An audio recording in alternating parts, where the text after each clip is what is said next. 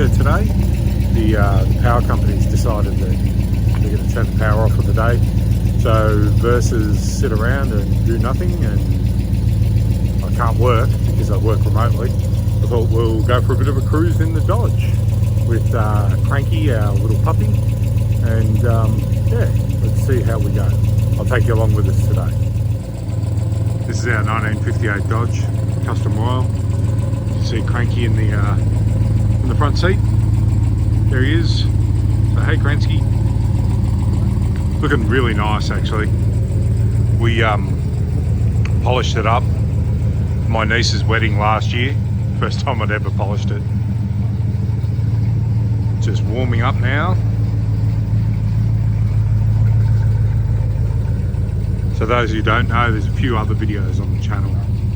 This is a 1958 custom Royal Dodge, big block factory right-hand drive car. Paint's good. Well, sort of. Good from far, far from good.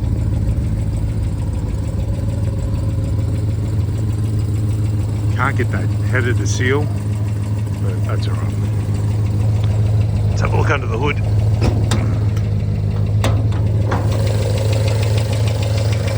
So that's a 383 versus the original 350 big block.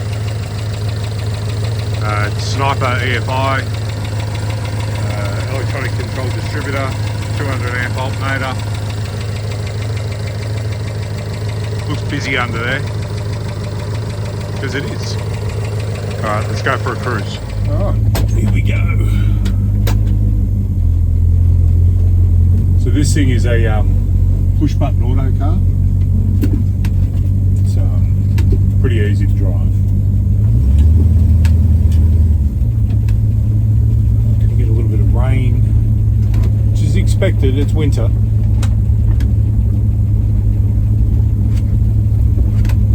So I'm not too fussed about it. This car, I've had it a long time. It's been 29 years. I'd known about this car since I was 14. It was owned by an old lady in Seville, Mrs. Hall. She was a friend of an old aunt, and I first saw this car when I was 14. It was love at first sight. So I lived on an old strawberry farm in Seville, in country Victoria, in the Yarra Valley. Nice, nice sort of area. The car was used. Like, you know, they didn't. She drove it every day. It was her daily. It had been looked after by a local mechanic.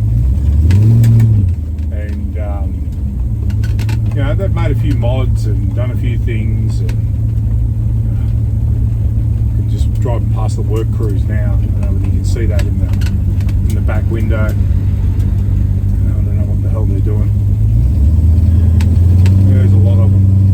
So anyway, it was looked after by a local mechanic. They everyone loves to smile and wave at you while you're driving this thing. The local mechanic had made a few mods, notably the control arm bushings. They actually drilled them out so that they were the same size as Aussie Valiant ones, which are like a big, thick sort of control arm bushing. Yeah. The original 350 that was in it when we first got it was pretty tired. It had done a lot of kilometres. We used this as our wedding car back in 1998, and it was actually Tracy, my wife, my fiance at the time, purchased the car as a wedding gift. So yeah, pretty lucky. So since then we've put well, it's had a couple of engines. It had a 361 in it for a little while with triples. There's a tiny little video of it on the YouTube channel. Back when YouTube first started, really. The triple engine was good, but we sold it. Went to a show in Phillip Island, and the guy came past as soon as I actually got there, and I popped the hood and said, "Oh, I really like your engine. Do you want to sell it?" Well, no, I only just put it in. But he was keen, so we sold it. We put a 383 in it. A bit of complication around the 383. The 350 Big Block and the 361 for that matter are extended crank models. So what that means is the crankshaft is actually a little bit longer and sticks in the whole converter, and everything sticks out a little bit more. The modern Big Blocks don't have that. Modern Big Blocks have, I suppose, it's a shorter crank. They use a different, same bell housing, but different crank. So we had the guys at Dominator, who are a torque converter manufacturer. They actually created a little spacer for me, and we use that to install the modern 383 in it. Did most of the work myself. I did have my mate Vince from Sunbury. He did the final sort of adjustments and stuff like that. Got the starter to work, and it was a bit of a faff. But since then it's been really good. It's got the original starter in it still. It's not a great starter, typical Mopar. Bit of a dying dolphin. That's what they sound like. But that's alright.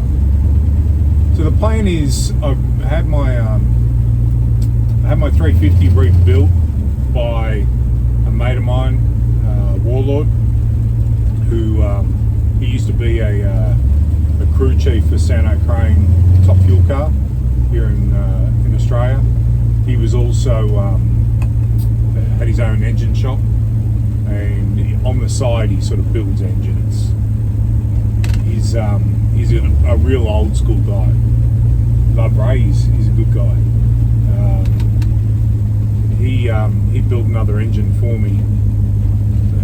This is before I was really confident in building my own engines, which you'll see in the 300 build when we publish that. I still would much rather Ray do it. He's got much more experience than I do. But anyway, we've got the original 350, and that engine is going to go back in this car. I don't think I'm going to, I don't think I'm going to keep the fuel injection in this car. It is good. I don't know. If we do, I have to change the manifold on the 350, which is fine. And it is complete, so maybe I do keep it. I want to put this engine into my grandfather's VC Valiant. And the Valiant, I'll put a little picture of the Valiant here. The Valiant, I bought a cable shift transmission for it, out of I think it was like a 65 Coronet, something like that, recently.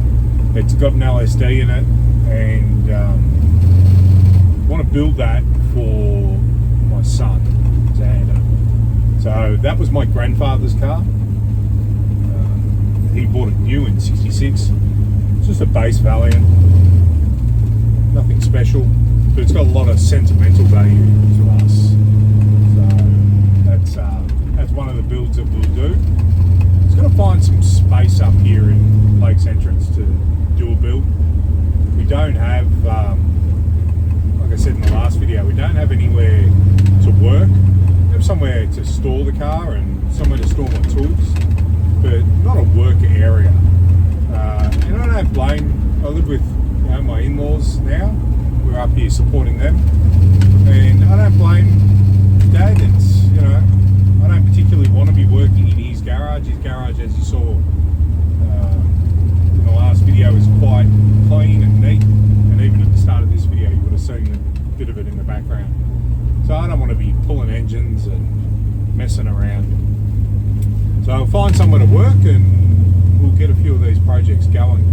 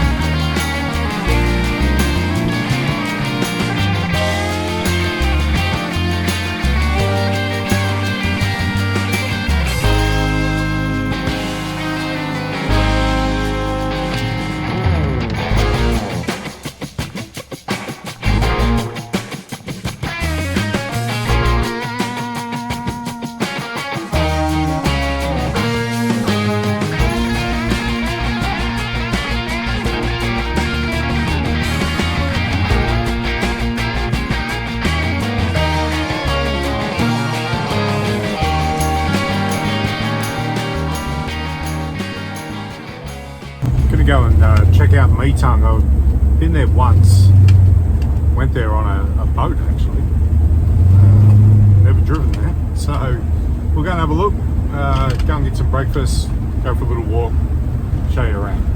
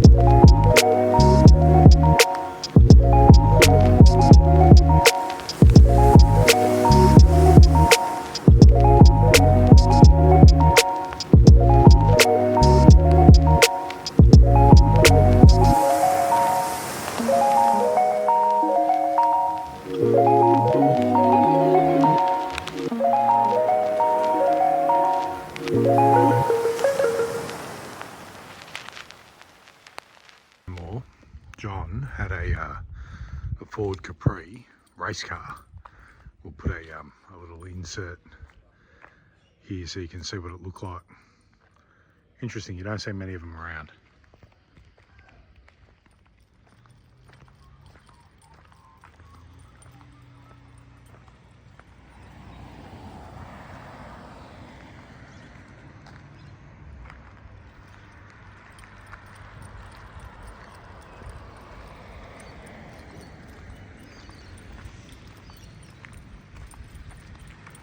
Just a quick interior view.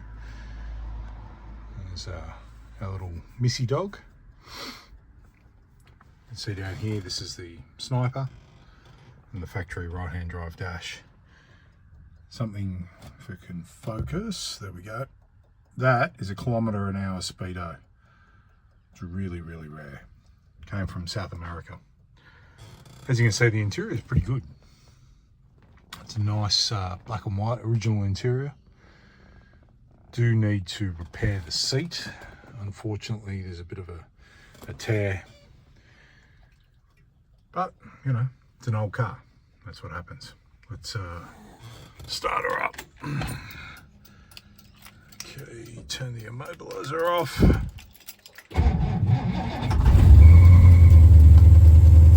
It's a big block, slight squeal. Alright, let's get back on the road.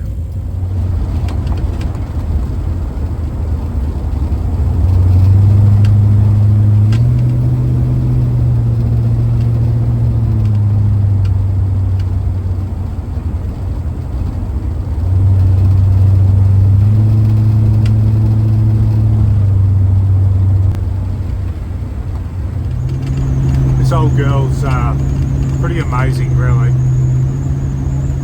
Running gear is refreshed and it drives really well.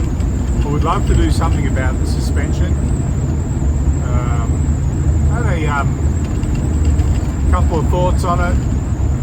Because it's got the upgraded late model control arm bushings, I wonder if I could put like a QA1 tubular type control arm on it.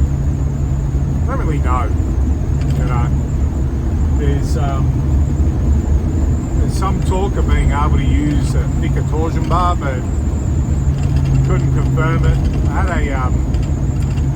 a comment in the live chat from Rocket Restoration and Dead Dodge Garage, Jamie and Tom, I think it is. They didn't seem to think that there was much you could do. Might reach out to James Brower. He's the East Coast Mopar expert in the US. Knows everything there is to know about forward-look cars. So we'll see what he says. But for the most part, this thing is great. It drives so well. It's got heaps of power. It's a little lazy off the line, but I've got to remind myself it's not a race car. It's got a limited slip diff out of an XD Falcon Australian car. Got a really bad ratio. I didn't realise when I got that diff that was even a thing, that you couldn't change the ratio on that diff. I'm too tight to put a 9-inch in it. It's like a couple of grand to do that. You know what? I'd much rather spend the money on something else. It doesn't bother me that much. Like I said, goes really well, cruises phenomenally. I mean, I'm doing 80 kilometers an hour. It's 1600 RPM. Not doing any work. The most it even gets up to is maybe 3000 RPM. So it's pretty lazy and relaxed. A bit like myself. So I think I'll just enjoy the cruise.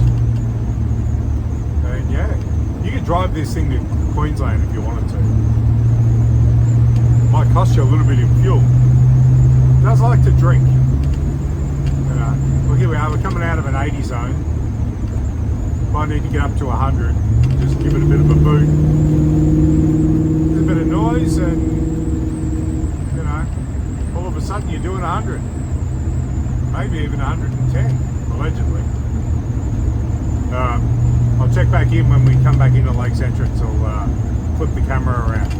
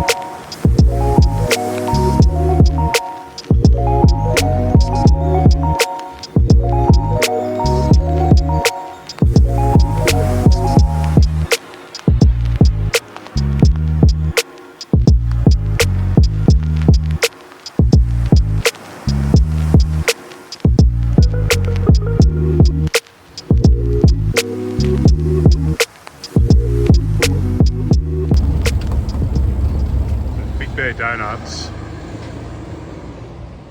which is the store just here, do an amazing coffee, and they do these eclair donuts, which are just out of control. Back in the car because Cranky likes to bark at people, and he's looking at my donut. Who says that 1958 models don't have cup holders? I'd like to drive around with it, but yeah. It's definitely a cup holder. Okay, so this is a donut eclair. This is why I'm fat, all right? I try and limit myself to one a week, a donut or something. So I'm not going to subject you to me eating this. All available from Big Bear Donuts. They're not a sponsor, but I sponsor them.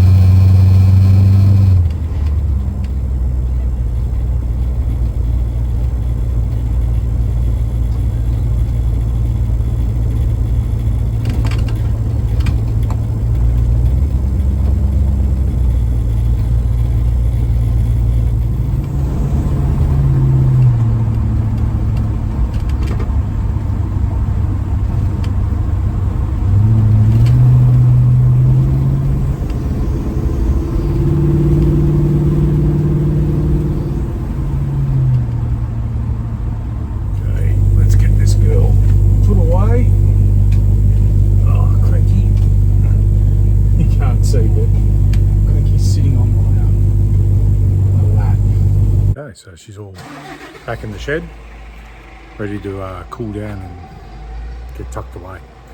I'll see you in the next video.